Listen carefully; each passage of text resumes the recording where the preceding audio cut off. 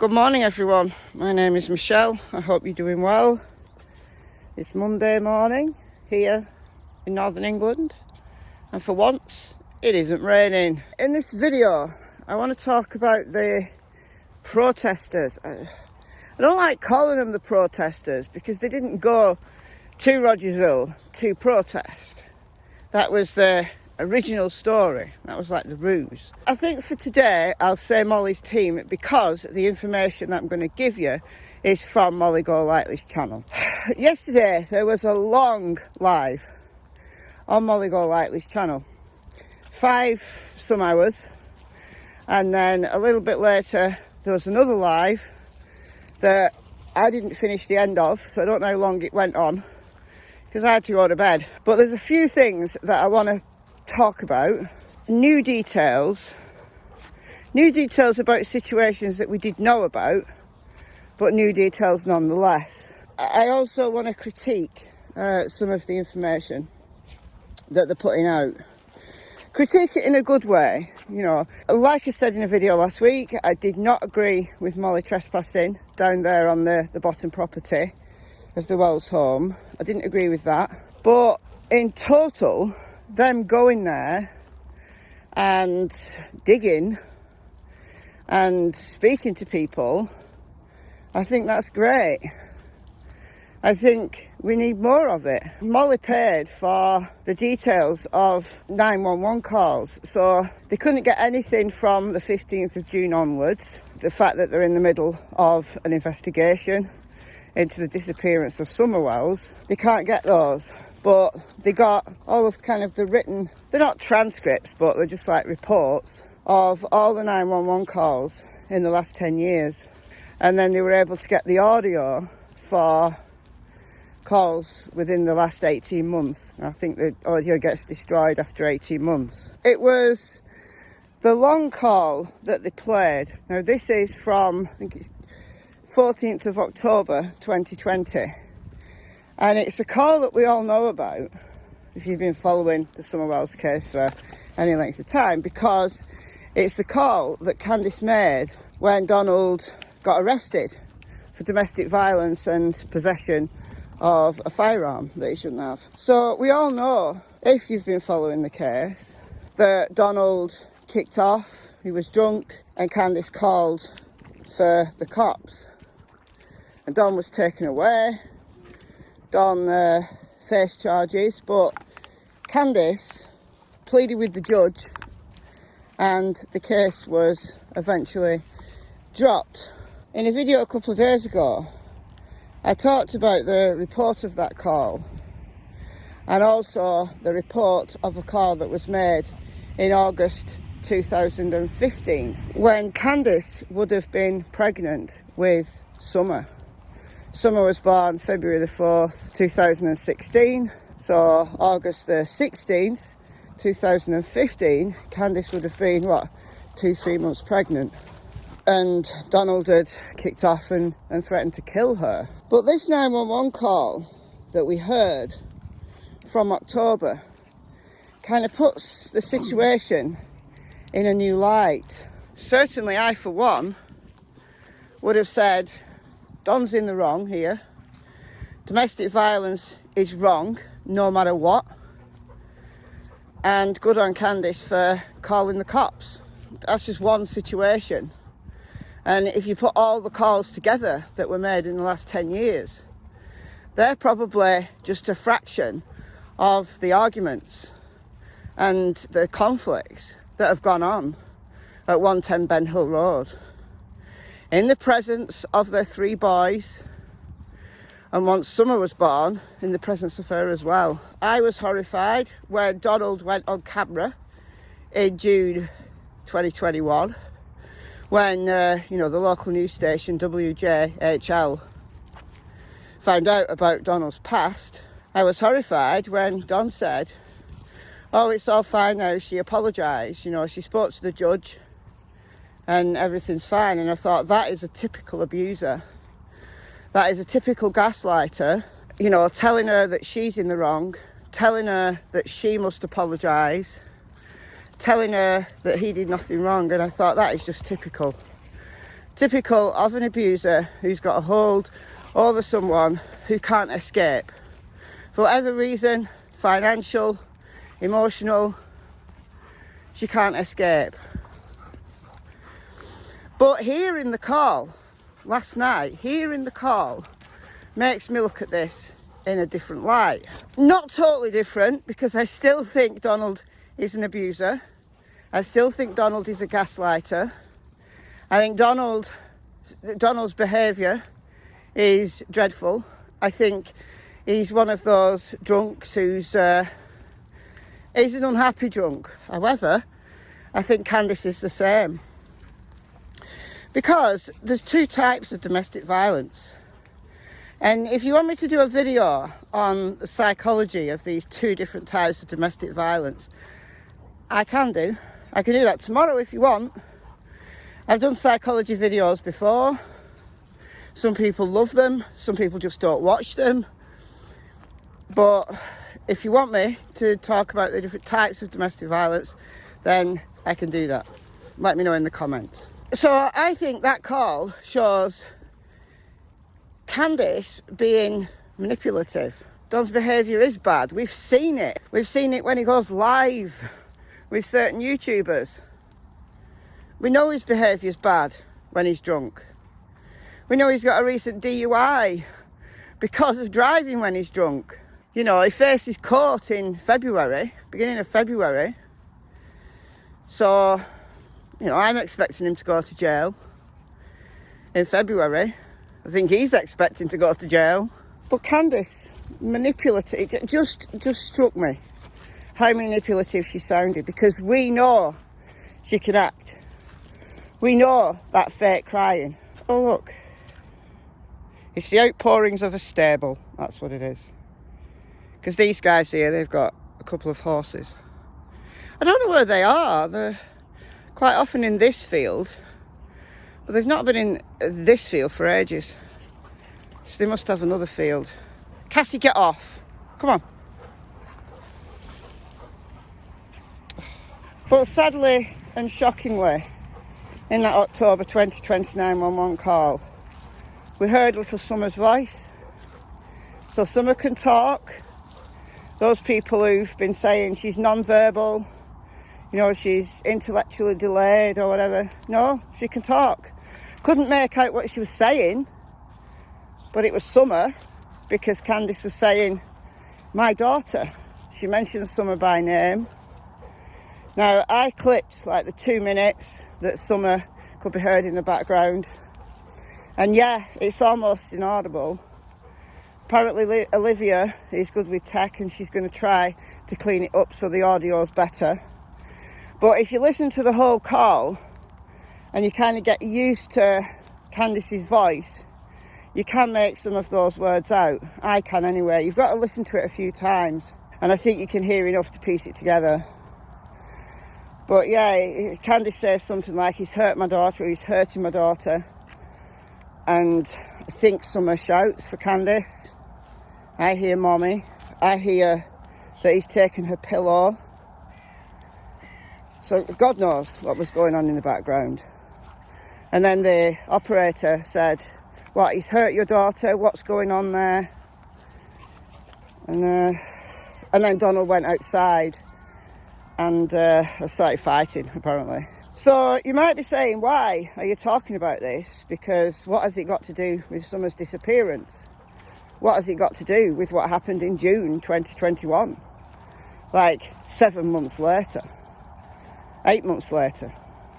Well, it has everything to do with it. Everything to do with it. Because firstly, it paints a picture of what those kids were living through. It paints a picture of the dysfunction in the family. It paints a picture of what they heard, what they saw, how badly their parents behaved in front of them. They would have been traumatised, little children, but used to it because that's all they knew. And it is alleged that the 3 boys who are now in foster care don't want to come home. That is alleged, but I wonder why, if that's true. I wonder why. Because they're most probably living in a safe environment now, in an environment where there aren't fights, an environment where they're clean and fed proper meals and have a proper bedtime and just everything that a kid deserves, a kid should have, regardless of the family, regardless of the financial situation of the family, regardless of anything. All kids should have those basic needs covered. Begs the question, the law knew about the dysfunction of this family, but allegedly CPS have been called, allegedly CPS were due to go to the Wells home soon after Summer disappeared. I don't know whether that's true. Summer did save her brothers, but unfortunately, you know, that situation was bad for those kids, for all of their life, certainly all of Summer's life, because that violence was happening before Summer was born, so we know that now for a fact. But I think Candice and Don, they're as bad as each other. I think Candice can be just as violent as Don. I think they're just a toxic combination. I don't think it's all Don. I think whatever faults Don has, I think Candice is just as bad. Now, I'm not going to accuse her of being a P, as JLR has done on Twitter. I'm not going to go that far. There was also a woman who came up on panel. She wasn't on very long, but she was called Liliana. And she said that someone she knew who worked in a local store was really concerned about Candice's behaviour towards Summer. And this, yes, it's hearsay. Yes, it could be a complete lie. But why would this woman have any reason to lie? Why would she? Why would she?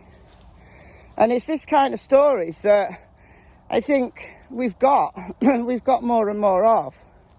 You know, we've had a few people who've come forward who've been speaking to Don and Candice. Various degrees of accuracy there. Can't quite make out who's telling the truth and who isn't, at what time they're telling the truth. We've got a lot of information from Jodie Sue, the ex-neighbour, and I think what she says, I think is credible. I know some people don't, but I think it's credible. And if only more people in the local area came forward. But Molly's right when she said that nobody's come out from the people who actually know the Wells to defend them and say, look, they're great people, they're a good family. But this Liliana said that, you know, in the store, Candice would let the three boys get candy, but she'd deprive Summer. She'd grab her hands and tell her she couldn't have it, and that she frequently hit Summer, and Summer came into that store with bruises, and I can believe it. I can believe it because Candice did not want a girl. You know, there's talk, I think it came from Ali. It did come from Ali. So I don't know how well we can believe it. I really don't know. When Candice found out that the baby was a girl, she didn't want it, and Grandma was going to adopt it. We also heard last night from someone via Olivia, who Olivia had been talking to, that a family were going to adopt Summer. We're going to buy Summer, but that fell through. I don't know if either of those stories are true. I can well believe that Candice didn't want a girl. I can believe that. I don't know why. But again, all of this is painting a picture of dysfunction. And it's got everything to do with the day Summer disappeared. However that was, whatever scenario you can paint about why Summer disappeared, whichever one turns out to be true, that lifestyle that Candice had, and Don had, but Candice was there all the time with the kids, that lifestyle is directly related to what happened to her, whatever that turns out to be, whichever of the theories turns out to be true, the dysfunction within that family is a direct, in my opinion, a direct causal factor of Summer now being missing for almost 6 months. I want to just critique Molly's team, because it's a little bit frustrating that they're going over details that they're just finding out, but that we've known since day one, or we've found out in the almost 6 months, because they're quite new to the case. I don't watch Molly's channel as a rule, but I believe she has done lives on Summer Wells, but she hasn't done that deep diving, and she's been relying on Tiffany Marie and AB to fill her in, and that's great because they've been in the in the case, for the long haul, so they have got some details, but they're going over things over and over and over things that have been discussed at length on my channel, on other channels who've deep dived into the situation. And I was like, oh God, we know this, and I know they're learning the case, and there's nothing wrong with that. Fresh eyes on it. I said after the Dr. Phil, we are going to get more people coming into the case, and fresh eyes are good, absolutely. But at the same time, from someone who's been in it for the long time, for the long haul, they're spending time going over details that have already been gone over. So in a way, they're wasting time for themselves. Now apparently they're going to go back to Tennessee in January, so we'll see what happens there. And they're going to dig more into the criminal pasts and things like that. But we know those details. I've done videos on Don's past. I've done details on Candice's past. Now, are they going to find out more kind of snippets, little details that are new that we didn't hear before, that paint a better picture? Yes, they may well do. And that's good. Because as many people as is possible to use their skills, whatever those skills might be, to help Summer, then that's great. I kind of wish they'd done a bit more homework and pick some things that we really need the answers to. And whatever they choose, that's up to them, what they choose. But I think they just need to learn a bit more about the case. That's just my opinion. That is just my opinion. But yeah, those lives are worth the watch. I mean, there's some bits that you can skip over. You don't have to watch the full, 7-8 hours. But there's some really interesting parts in it. So I'll leave a link to both of those live streams in the description box. And I clipped the 2 minutes that Summer was speaking and put it over on Michelle Walks, if you want to go and just listen to that part, that 2 minutes, and try and decipher what Candice and Summer were saying. There's just so much more to this case than, in my opinion, anybody knows. But after hearing calls like that, whatever it was that caused Summer's disappearance, whatever that was, how is it possible to support the Wells? Because the more and more things come out about them, the stronger my belief that Candice at least had something to do with it. I think the way they were living their lifestyle has everything to do with Summer's disappearance. But the more you hear and the more you think about it, did Candice have a direct influence on her disappearance? I don't know. Before I go, there was one other thing that I just want to mention. A lot of the information that they've had, they're relying a lot on what Ali and her mother and her grandmother were saying. And I believe some of it. I believe that, you know, Hunter probably has got a lot of psychological issues. You know, his name has been slurred all across the internet. And for a teenager, how difficult must that have been to live with? For so many people to have accused him of doing something to Summer. I don't believe he did. I've never believed he did. But Ali and her family, they're willing to talk, and that's good. But how much of it is believable? I don't know. I just don't know. I think some of the details are probably truthful. I think I don't know, whatever disagreement they had that caused them to fall out, I think that's simmering underneath. But I think some of the details that they can say are truthful. But what I don't want Molly's team to do is just rely on that. You know, look at the bigger picture. They do need to do some more research and look at the bigger picture. And something about Rose Bly being buried under concrete at an old home in Wisconsin. I don't know whether I believe that. Does it deserve to be investigated? Yes. Do I believe it? Do I believe that, you know, apparently Candice told Ali this? Do I believe it? I don't know. I don't know. So I'm going to call it a day.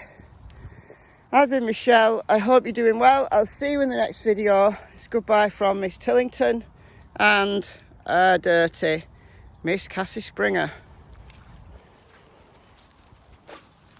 Bye, guys.